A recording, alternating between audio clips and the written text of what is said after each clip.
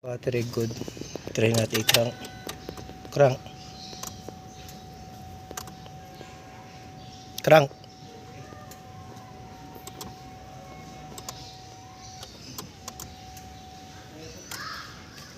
Ulitin mo. Ayaw gumanon.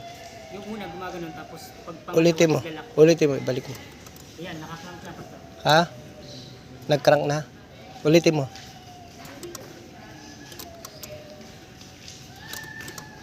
Yan. Ulitin naman pag ginagalit.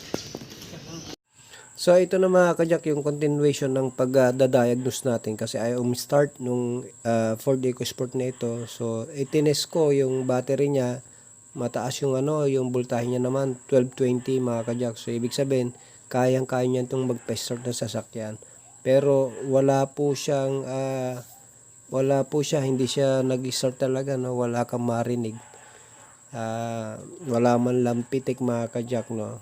So ganito mga kajak, alisin nyo talaga to. Itong kanyang air intake.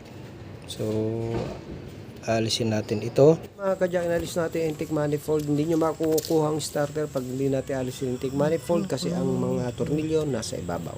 Ayan. Ito, nakuha na natin starter. So check na natin. Napakahirap, no?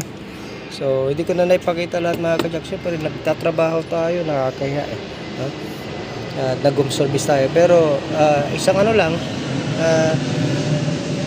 ito alisin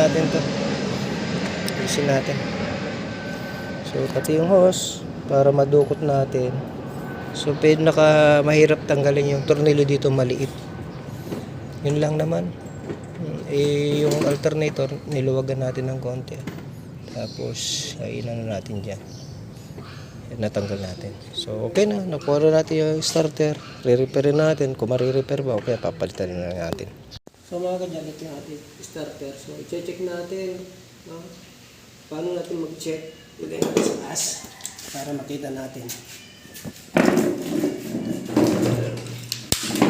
So ito yung positive natin. Ayan, lagyan lang natin ng positive.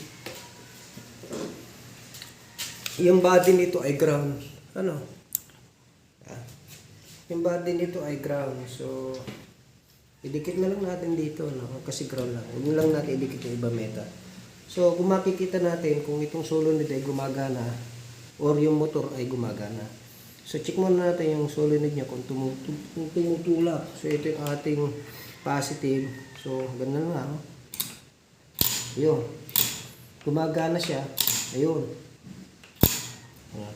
So gumagana yung ating solenoid.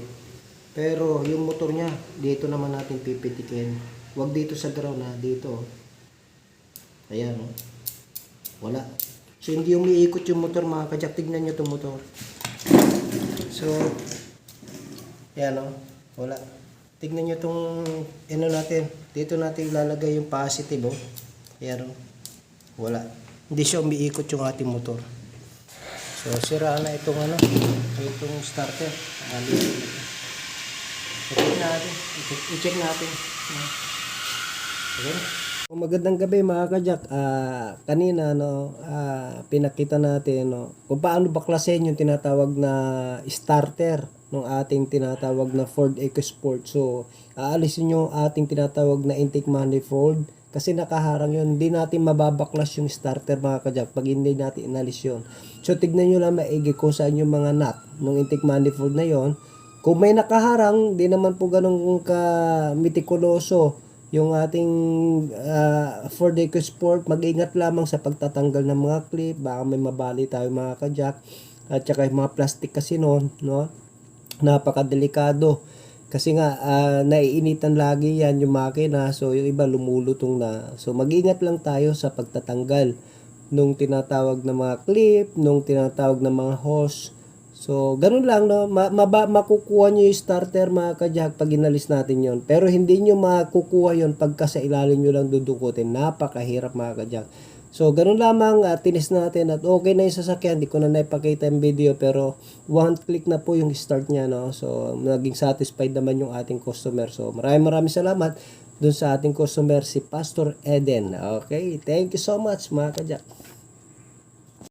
Thank you, Pastor Eden.